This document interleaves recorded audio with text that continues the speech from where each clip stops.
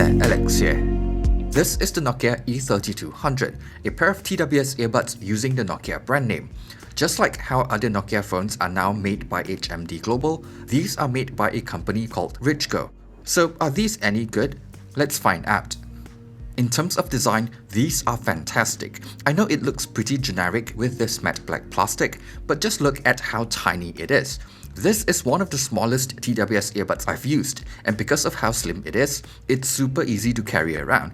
On top of that, the case actually feels pretty well built, and it is using USB-C for charging as well. The earbuds are pretty small and really lightweight. It doesn't have the tightest fit, so passive noise isolation isn't amazing, but it is really comfortable to use. It is secure enough for jogging as well, and they are IPX5 rated for a bit of water resistance. They are using touch controls, and because of how small they are, I do find myself accidentally triggering them while trying to adjust the fit. But aside from that, it is really responsive, and it even has volume controls. Interestingly, while I am able to skip a track with a double tap on the right earbud, a double tap on the left earbud actually activates Ambient Mode instead of going back to the previous track. In case you didn't know, Ambient Mode basically uses the microphones on the earbuds to let you hear what's going on around you. This can be for safety reasons or if you need to have a quick conversation. The microphone quality is just okay, and voices can sound a little compressed, but it's still a really nice feature to have. Call quality is decent in a quiet environment, but it can struggle a little when it's noisier since the microphone is still pretty far away from my mouth. Connectivity-wise, it seems pretty stable for me so far, and I've had no issues with dropouts. These are listed as supporting SBC codec only, but I do see the AAC option show up on some phones. There isn't any sort of low latency mode, so there is a noticeable delay while gaming, but it's fine for watching videos on YouTube. In terms of sound quality, I was actually pleasantly surprised by these. It's balanced sounding with a bit of warmth to it.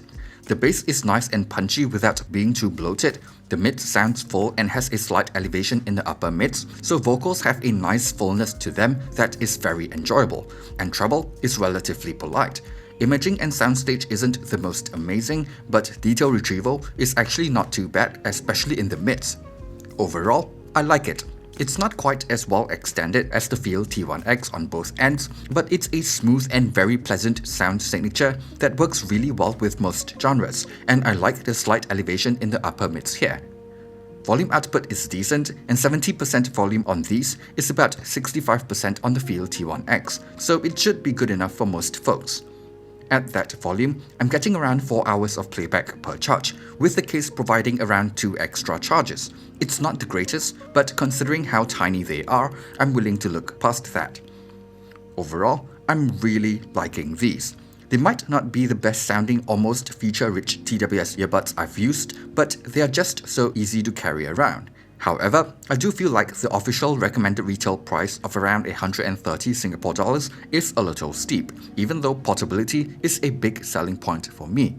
But if you can find one at a better price or you're willing to wait for discounts, it's a solid pair of TWS earbuds, especially if you're looking for something really portable.